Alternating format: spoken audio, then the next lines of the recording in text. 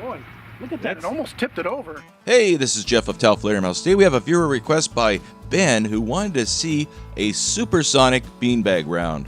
And then a supplemental request by one doomed space marine who wanted to see what they do out of a rifled barrel. Now this is what a police issue 12 gauge beanbag round actually looks like up close. With the big bold markings on it, it'd be difficult to mix these up with other types of ammo. Now inside the shell we have the beanbag itself. It's a Kevlar sack filled with lead shot. Now somehow that big old beanbag, the powder, and the gas seal and overshot carts all fit inside that shell. The specifications for this round are pretty interesting. We can see that it only has an effective range of 75 feet, which would be 25 yards, not 25 meters like it says. That would be closer to 23 meters. The weight of the beanbag is 40 grams. That's about 1.43 ounces. And the velocity is only 280 feet per second. That's 85 meters per second, or about 190 miles per hour. Now to get these to supersonic speeds, I'll be using a real short little gas seal called the X12X and just set the beanbag on top of that and then cap it off with an overshot card. Now I'll be using 18 grains of E3 powder, and this should give us a velocity of around 1,200 feet per second. And remember, all this has to fit into a shell, and with that extra powder load, I barely managed to fit it into a 3-inch hole. Yeah, I know Ben wanted to see 1,600 feet per second, but with a 40-gram, very heavy load, I think we'd have some pressure issues there. We've finally got a nice sunny day to film on, so let's see what these beanbags will do at 4 times their original velocity. Welcome back, Tauflader folks. Jeff behind the camera, OG out here, standing here with a shotgun in my hand. Hey, we're going to work a viewer suggestion today. You've seen us shoot the Super Sock. This is a standard police issue, less lethal round that we shoot out of the orange shotguns. It's just a Kevlar bag that holds I think it's number 8 bird shot. I think it's number 12. It's really small. Very fine bird shot in a little Kevlar sack. We've recovered these little Kevlar sacks from a lot of different shoots. Jeff has collected them. So today we're going to shoot a standard Super Sock, which gets about, I think we think about 250 feet per second. Something like that. Jeff says it's 180 miles per hour. I know it's that, yeah. So I'm going to take my truck and see if we can catch up with him. And then he has Super Socked the Super Sock, folks. Supersonic. Supersonic the Super Sock. He's put more powder, more ass behind this Super Sock. These are the recovered ones that we've pulled from other targets. Loaded them into a longer shell, more powder, and he thinks we're going to get, what do you think, 1,200 feet per second? I'm hoping about 1,200, yeah. So we're going to drive these things faster. Viewer suggestion, hey, what if you pumped those things up, those Super Socks? Now remember, they're not less lethal anymore. These things you don't want to They're more lethal. Yeah, you don't want to shoot them at your friends if you've driven them up to 1,200 feet per second. But we're going to try them out of I don't know if they'll even stay together, you know? Yeah, they might completely shred heading down the barrel, which brings up something. We're going to shoot them out of a smooth bore here, but we're also going to shoot them out of Danny's rifled barrel and see if giving them a little spin, does that stretch them out? Does it tear the Kevlar on the way out the barrel? What does it do? So you're going to put your predictions right down here. Oh, no one ever does that, Greg. Yeah, they do, and then they go back and change it later. Yeah, that's it. All right, well, enough yapping. Let's get to it. Regular Super Sock first. Supersonic Super Sock right after that. Standard Super Sock.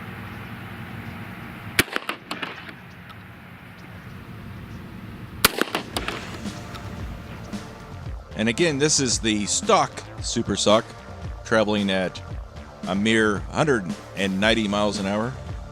Now we can see the gas seal and the overshot card being shed away. All right, we recovered one of these things, which hit Brandon's vest here, left a nice little mark.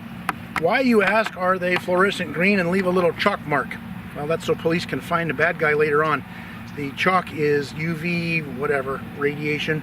And, yeah, that sounds good. You can pick up, if for some reason this was wiped off or invisible on a light green shirt, you can actually see the UV dust showing up on black light. So I guess that's only good if you're at a rave or Chuck E. Cheese or being booked into the jail. Is the only time I can think you're going to come across a black light. But we did recover the little Kevlar beanbag with the probably number 10, 12 shot in there. That's what they look like. And this will tell us if it falls apart, then we're kind of done for the day, I think. Okay, I'm ready. Here we go on the yellow tape.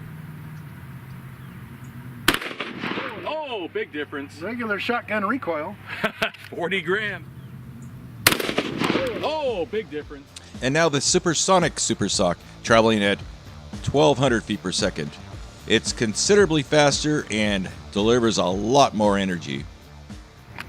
So this second one doesn't have much dust on it, but of course this is a recovered one. It's already been used. It may up. not have, there's some that have it and some that don't.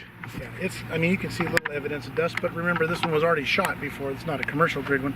It hit Brandon here. It's exactly the same. No, but I'm saying it's not packaged in the factory shell with all of the little chalk powder. Okay, okay. It's one we've dug out of a vest somewhere before. So Right, right. Okay. Shut up, Jeff. undusted. Look, I'm scattering pellets out right now. Oh, okay. This one punched in here a little bit harder. You can see it tore the carrier. We couldn't find this thing. It disappeared for like 10 minutes. It had actually gone up inside and it was stuck way up here, and it feels like a folded up sock in your laundry. So we were missing it every time. I mean, it's just like losing a sock in the dryer, man. We're used to feeling around for hard slugs inside of his vest. This is a soft little sack, a little satchel. Satchel. As Jeff calls it. So 1,200 feet per second ish. Definitely causes a little more damage. Let's try and blow up some other targets with it. Yeah, absolutely. Okay, regular Super Sock against a pumpkin. Ooh, put a hole in it. I don't think it made it through though. I don't think it Crunch. did. Ooh, put a hole. Now, we were actually kind of surprised that the stock beanbag round didn't have enough energy to go all the way through both sides of the pumpkin. Now, what's interesting here is the cloud of UV chalk kind of follows behind the projectile and would actually coat the clothing and skin of the perpetrator. Now, that powder will stay on your skin and clothes for weeks. It's very difficult to wash off. It almost has to wear off. So this one hit low again. These are pretty consistently low. I was aiming up here just so we get a low hit, and man, we made a nice clean hole, but nothing out the back. That'd surprise me, And if I can interject. somewhere we got some seeds and shit falling out. Here is a little pumpkin bag, little pumpkin sack. He said sack. Look at that. So it punched through the gourd and stayed around inside the guts, knocked a bunch of seeds out. I thought it would just go right through both sides. So what we're going to do now, though, Jeff, we've got this mostly unmolested pumpkin. We're going to turn it on its side here for a fresh angle. Let's see if we can Hey, man, I got double use out of that thing. I can't believe it. out of the pumpkin. Pumpkin. They were giving these things away after Halloween. Well, that's where I got it. Someone gave it to me. You stole it out of somebody's front step. No. Poor little kids are out trick-or-treating. Jeff's like, give me that pumpkin. All right, let's try and put the supersonic Super Sock through this side, and we both think it'll probably punch all the way through. You didn't ask me, but yeah. Freehand supersonic. Oh, a little difference there. Now, this beanbag does have the chalk on it. We wanted to get a supersonic chalk shot, and as the beanbag is pushing through the air, it really swells up to probably about the size of a golf ball. And of course, traveling at this velocity, the amount of damage is substantially more. With our tests, I try to anticipate what could possibly go wrong, and I thought there was a good enough chance that the Kevlar pouch would not be strong enough and actually burst from the higher pressures.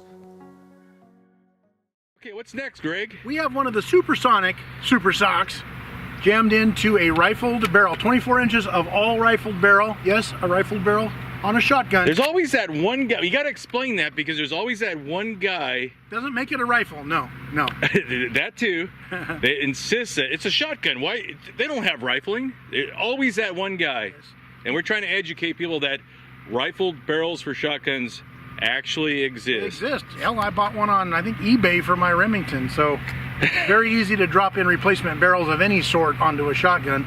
So we bought a rifled barrel for, this is Danny's rifled barrel. Yep. Running a little Go-Wutar red dot. Everybody asks all the time if these things are tough.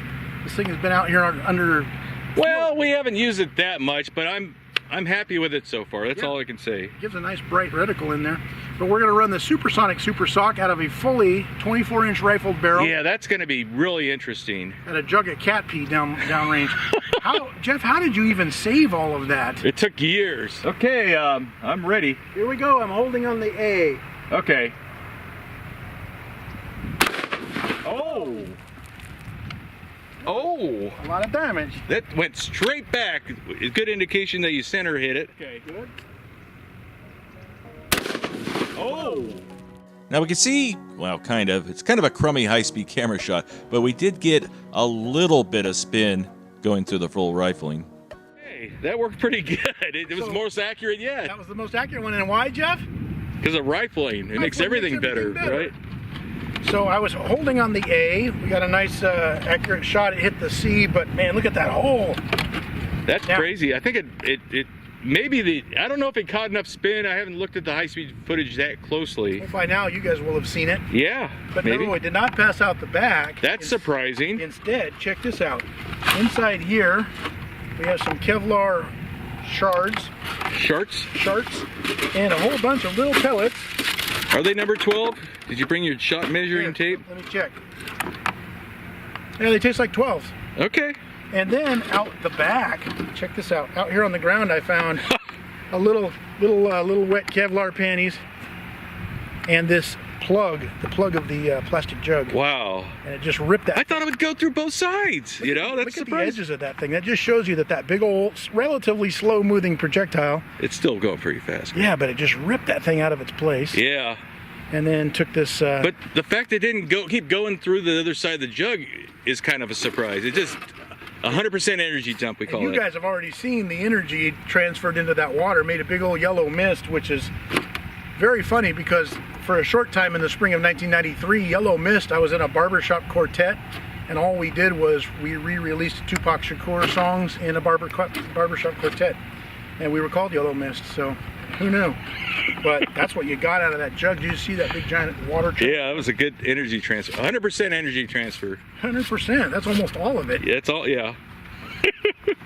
Pew, that smells. Hopefully it doesn't send shot right back at us. Did you put that thing at an angle? Okay. It's actually at a natural angle for shooting. Oh, okay, gotcha. It should blow it down and then it'll rain some up. Those will be slow. Gotcha. Okay.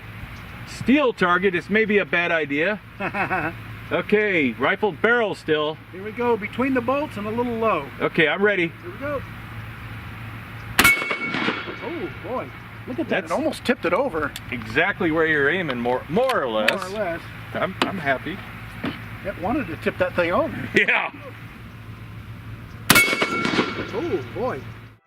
And now again, the beanbag round is all swelled up, not so much from centrifugal force, but from just the air resistance. And if you look close, you can see some rifling marks on it. But it did have a little bit of spin, not as much as a normal projectile shot through rifling. So it hit pretty dang close to where we wanted again. The rifling barrel seems to work. Yeah, it really works well with Who these. knew on a Kevlar bag full of BBs? Hit. Jeff was telling me on the slow motion, it's coming down range as a big giant. It was turning a little bit. I tried to zoom in a little bit on that shot. But we know it starts out the diameter of a 12 gauge shell. It has to. Look how big it's hitting. That's 2 or 3 times the width by the time it gets. It's a huge impact spot. You guys saw the impact. This is a heavy steel target and a heavy base. It's designed to take all kinds of pistol rounds, and it almost wanted to kick this thing over. So that's a lot of energy kicking into this steel target. We found shredded up Kevlar baggie. There's the top of I'm it. kind of surprised we didn't have malfunctions like it tearing apart or, you know, coming out of the barrel just as birdshot. Yeah, completely exploded out of the sock. Yep. I know some of you guys exploded in your socks before. What's really cool, if you look down here, Jeff, What? if you look down close on the ground, all that little, this target is designed to push pistol rounds down. Yeah, I'm impressed away. how well it worked. I was expecting shot to come flying back at us, but it It's pushed designed it to- all straight down. Yeah, it's designed to direct it down to the ground, and if you look around, there's a lot of little tiny shot pellets down here. My eyes are not that good, Gray. I'll believe Shot you. Oh, and look, a pumpkin seed. We're gonna plant that one away for the spring. Jeff's got some real rough, basically straight out of the hood ballistic gel here that's been shot. You know, as the British say, it's knackered up. Knackered up. Yeah. As the Americans say, it's effed up. We're going to try one of the normal super socks first into the gel. Might be able to see the hole, you might not be able to see the hole. And then we're going to try the supersonic super sock right next to it. So, yeah, this, I think, if it does what I think it's going to do, it's probably going to ruin whatever's left good of that block. So that's why I'm using old normally we rugged one. put a Kevlar vest back here behind most projectiles. We're not really expecting either one of these to make it out, especially not this guy. So I think we're just going to see it all captured in here. Especially the big water jug. It didn't penetrate out the back of that like a regular slug would. Yeah, so the chances of it making it out of this, unless for some reason it scooted out one of the edges early.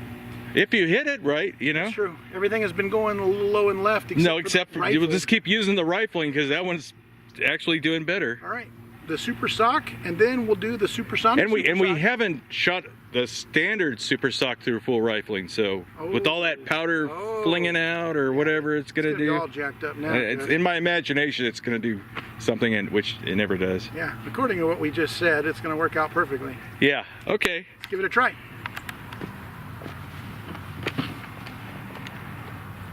Okay, I'm ready when you are. Here we go, towards the top.